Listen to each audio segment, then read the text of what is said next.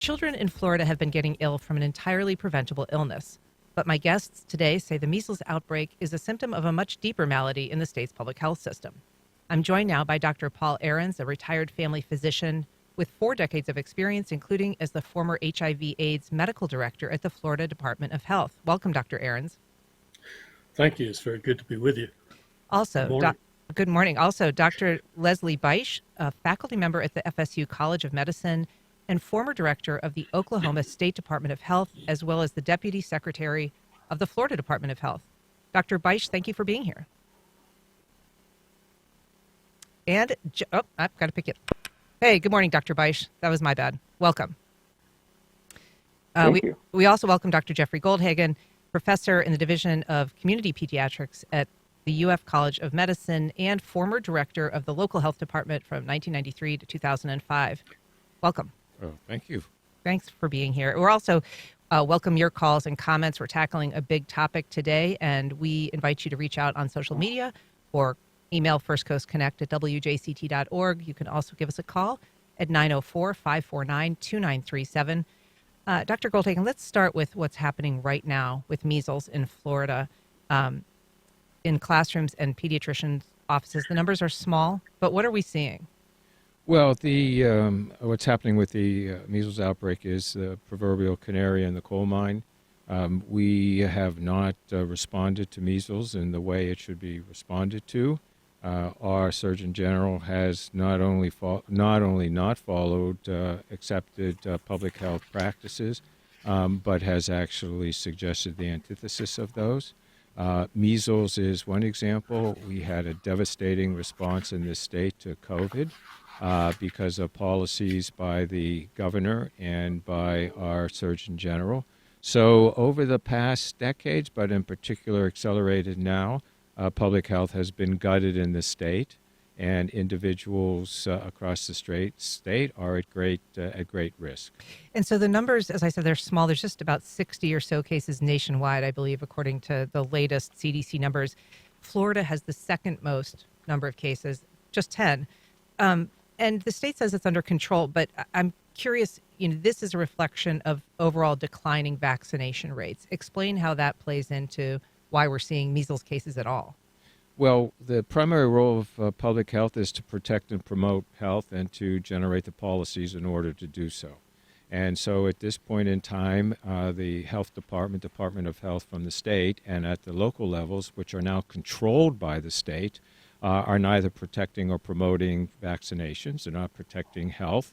Our Surgeon General has come out against vaccinations.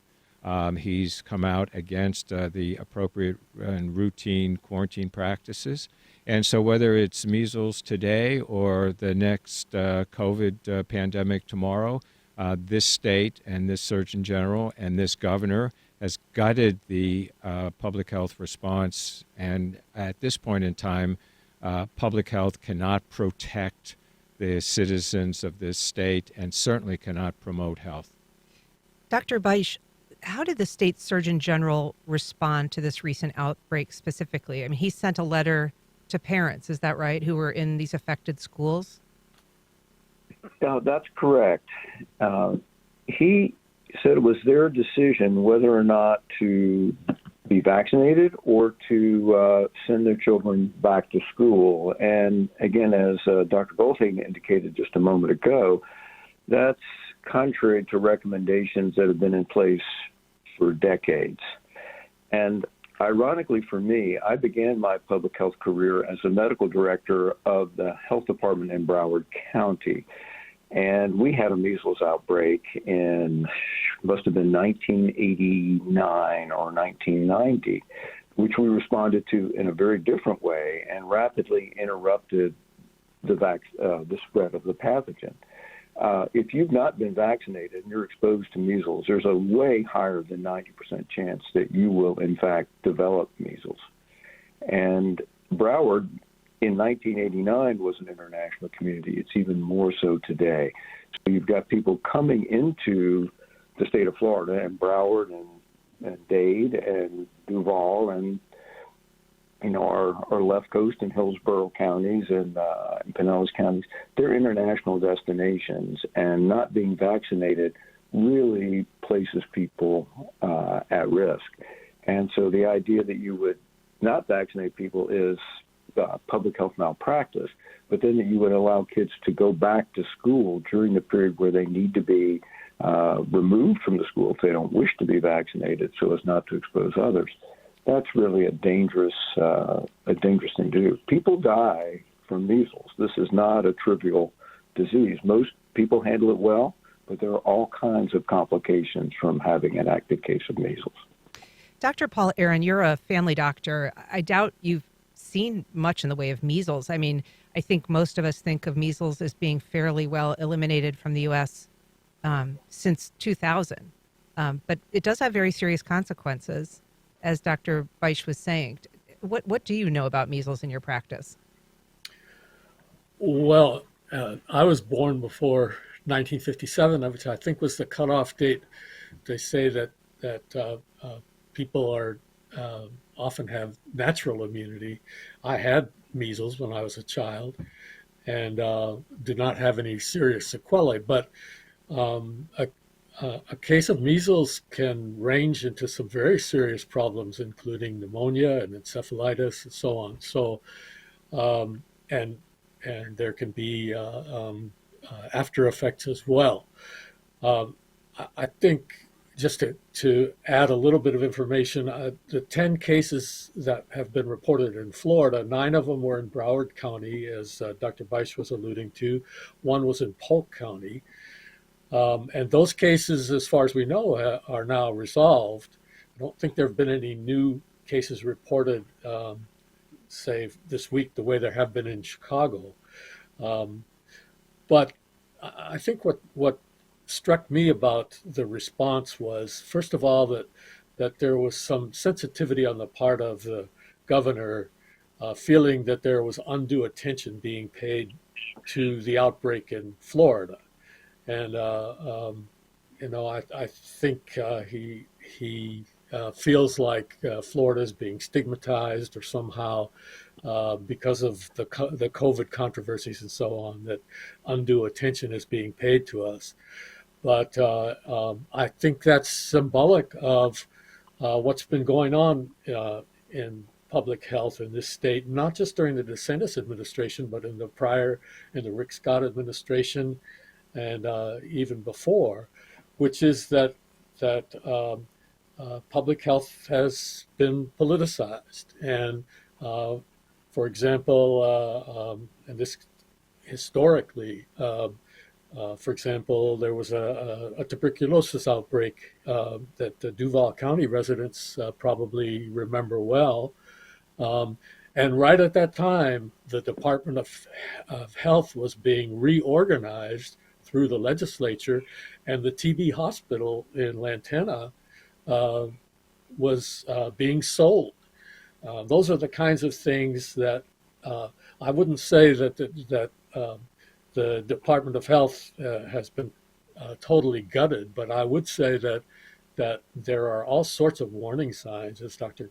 Goldhagen alluded to, that we have suboptimal type of public health responses. There's a lot of expertise. There's a lot of resources still in the county health departments and in Tallahassee at headquarters, but I think they're endangered. I want to come back to the state's response, but we're getting a couple of questions that I want to get to. Junior on Facebook says, this is a reflection of politics and rhetoric that comes from the top down, playing into the dispersion of disinformation and misinformation. This all came from the top when the COVID-19 pandemic first broke out. It's sad that public health is looked at by many as unimportant. And Junior on X, I believe that's the same comment, actually duplicated. We have a call also from Joe in Atlantic Beach. Good morning, Joe. Welcome to the program. Oh, good morning. Great show. Thank you for taking my call. And we know that measles is a zoonotic disease, and it's a shame to see at farmers market birds and animals being sold openly, and these animals are crammed in cages. And we know bird flu is raging, and 75% of all emergent infectious diseases are coming from animals. So what is being done to prevent the next zoonotic pandemic? Good comment, question, Joe.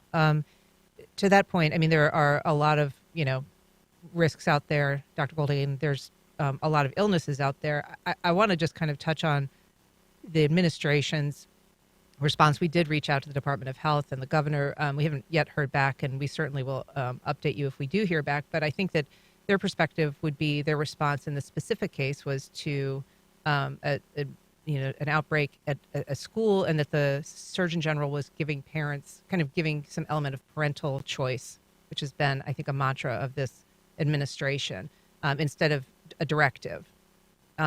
What do you think when it comes to public health? How much room is there for parental choice in that equation? How does public health allow for a dialogue with parents as opposed to directives? Or is that the business of public health to issue directives?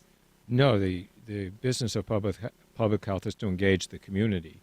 But one of the reorganization aspects was to take all control for communication from the local health departments and centralize it in Tallahassee.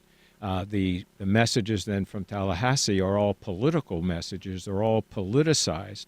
As a result, there is no capacity at the local health department to engage the community. The local health departments know exactly what is happening in the community. They have long-term relationships with the community. They work with the governmental entities in the community and the nonprofits in the community. And by taking away the capacity to communicate and work with the community, really handcuffs public health. And it's even worse than that, because the messages coming from the Surgeon General, coming from the governor, are political messages. Now, it's almost unbelievable that a Surgeon General, the message from a Surgeon General would be to give parents the capacity to make decisions without giving parents the information they need to make those decisions. This Surgeon General came out and said that mRNA vaccines, which we depend on now, will result or could result in long-term impact on DNA. There is no scientific evidence to that point, and there's scientific evidence against that point. So it's not only the lack of opportunity to communicate, it's also disinformation that's being disseminated by this governor and by this Surgeon General that is creating the situation where we cannot protect or promote health in this state, and in particular in the local health departments. I want to make one other point that Paul made, and that is we have excellent, committed, passionate public health people in our communities, in particular in Duval County. It's not their issue. They are working as best as they can in an environment which makes it impossible for them to do their job. We have a question from Mark on the South Side. Good morning, Mark. Welcome to the program.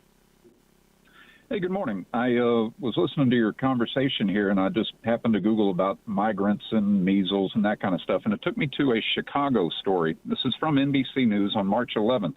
And in their story, they show the number of measles cases in the United States over the past 24 years. In 2019, it says there were 1,274 cases of measles. In 2014, 667. Last year, there was like 58. And I'm just curious if y'all know why there was such a spike in those two particular years, because it's way out of every other year that I'm looking at over the past 24 years. Dr. Goldhagen, is that a question that you know the answer to?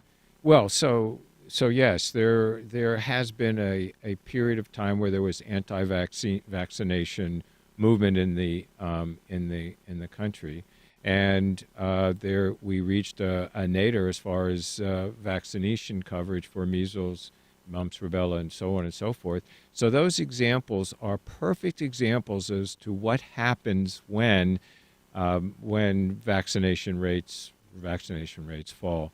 And there was significant amounts of, people remember an outbreak at Disney in California. And what Les and Paul has mentioned, this state is a particularly vulnerable state because we have large numbers of people coming into the state as visitors, which means we should be having ongoing vaccine movements in the state to encourage vaccination. as opposed to anti-vaccine messages. All right. We've got a call. Angela in St. John's. Good morning, Angela. Welcome to First Coast Connect. Good morning. Thanks for taking my call. I just really have a comment more than anything. My first child was born during an RSV outbreak, and we did not know that there was RSV in our community. This was not in the state of Florida, by the way.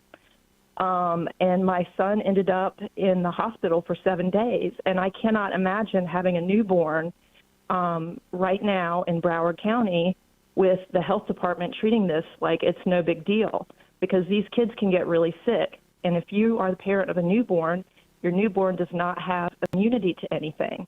And so if you're carrying your kid out and about around town, it's very easy to pick these things up. Thank you for taking my call. Thanks for your comment, Angela. I appreciate that. I want to return to Dr. Beitsch. Can you give us an explanation? I'm not sure everybody knows the distinction between what public health is as something separate and distinct from just medical care or health care in general. Sure, be happy to. Jeff indicated a little while ago that the functions for public health are the number one is protection and promotion of health, but a big aspect of that is the policy making that he indicated earlier. But also, it's about population health, and public health deals in data and information so that we can examine what's going on in the entire community. Whereas clinical medicine that all of us have practiced at one time or another, that's part of your medical education, is about individual one-on-one care. So one of the roles that public health plays is assuring the health of the entire community.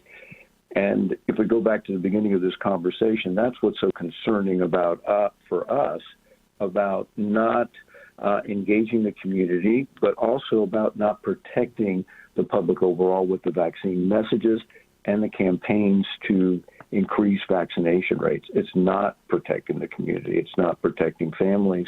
And as the caller just said, it may potentially be exposing vulnerable individuals, members of of our community, to pathogens like measles or RSV and other things that they may be susceptible to. So, but public health makes plans for health. Jeff mentioned the TB hospital, and Paul did as well, that we lost some years ago. There were only a couple of TB hospitals in the entire country.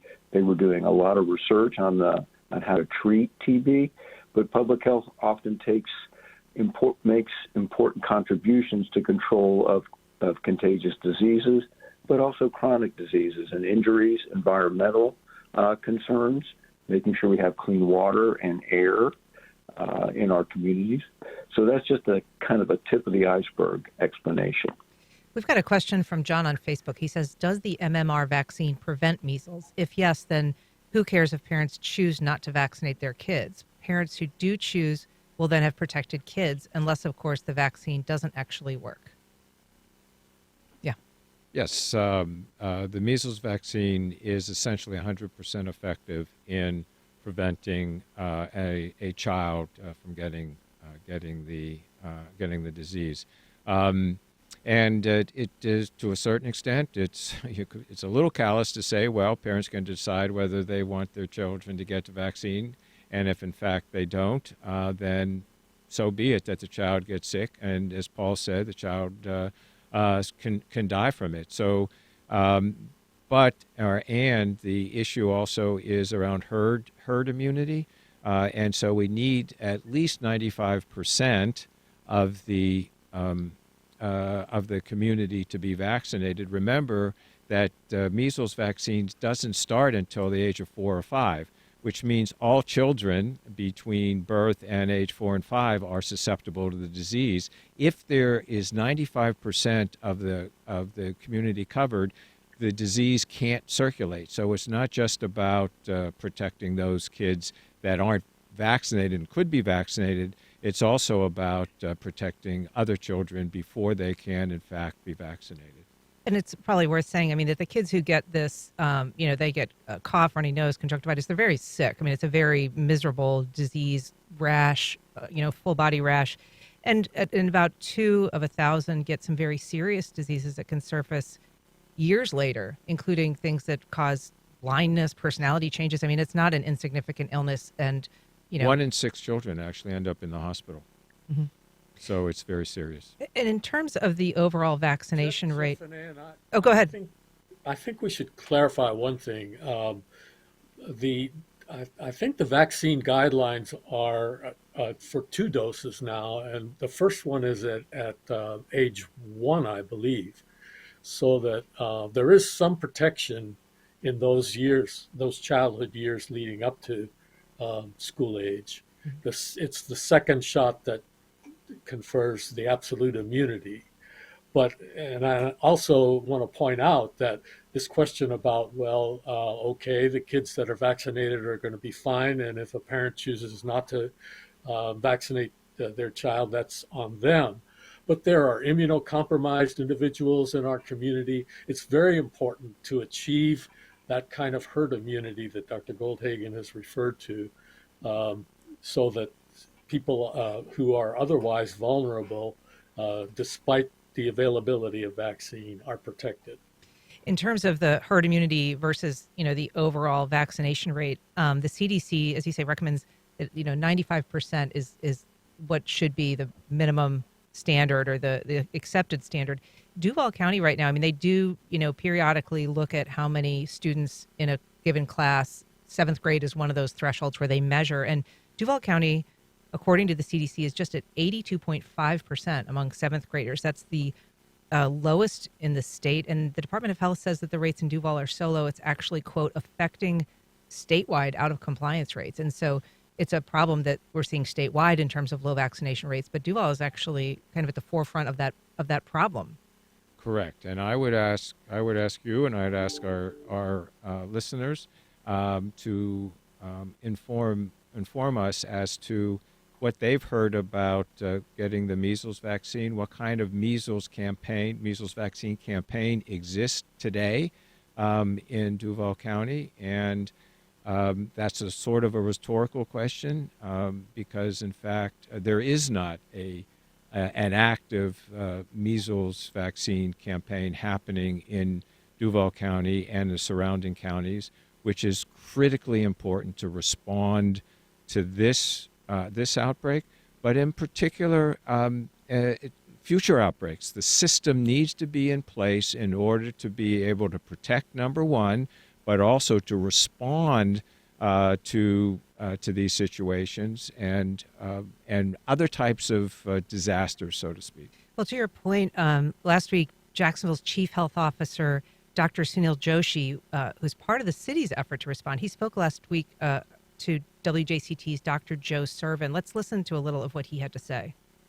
The reason why the vaccination came out in the first place is because of all of the health consequences people were getting from the measles, whether it's swelling of the brain, encephalitis, hospitalizations leading to pneumonia, lower respiratory tract infections. It was a devastating disease that the vaccine by itself has significantly reduced the consequences for.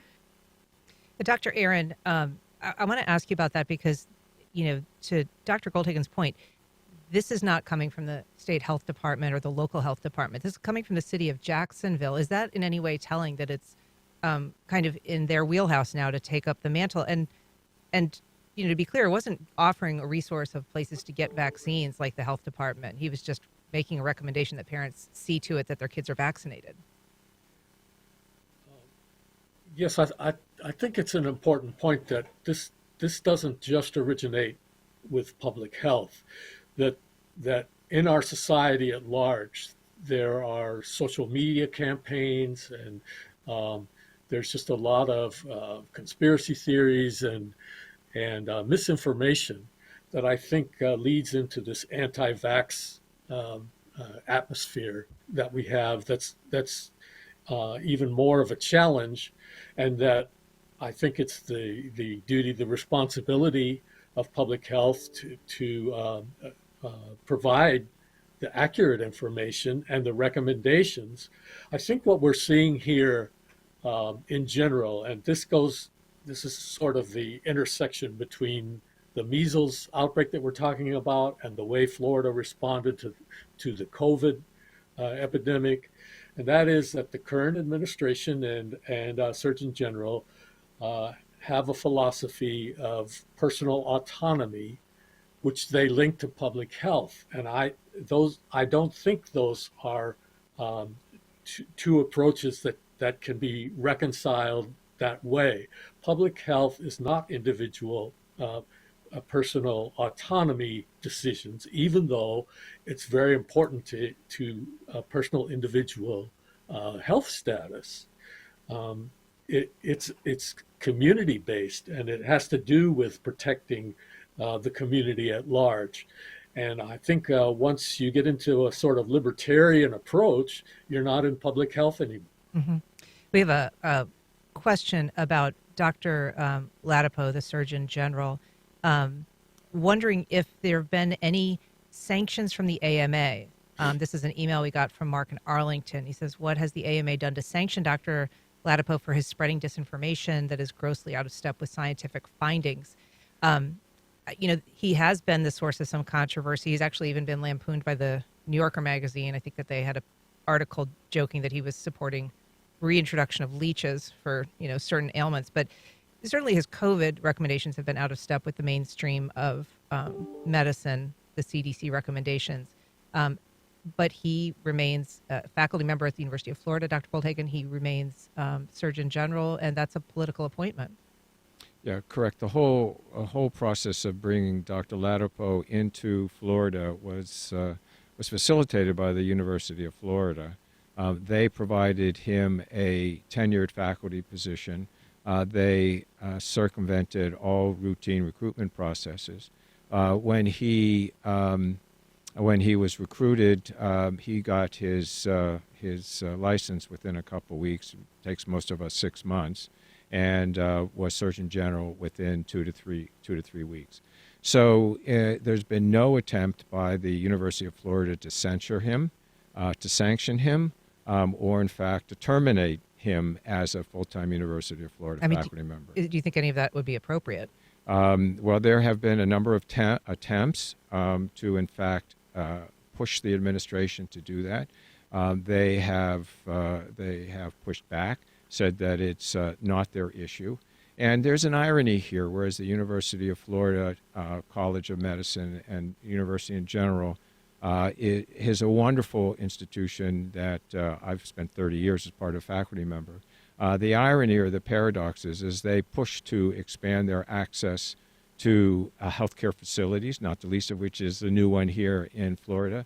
At the same time, they are gutting and allowing public health to basically be diminished, resulting in directly and indirectly in the illness and deaths of thousands of people, tens of thousands of people in across Florida. I want to take a quick call here from Eric in Arlington. Good morning, Eric. Welcome to the program. Yeah, quick question. Should the state, in the form of the Department of Children and Families, take children away from parents who refuse to protect their children with vaccinations? Thanks for taking my call. That's a strong suggestion, but I will turn that to you, Dr. Beitsch. Well, thank you for giving me that option.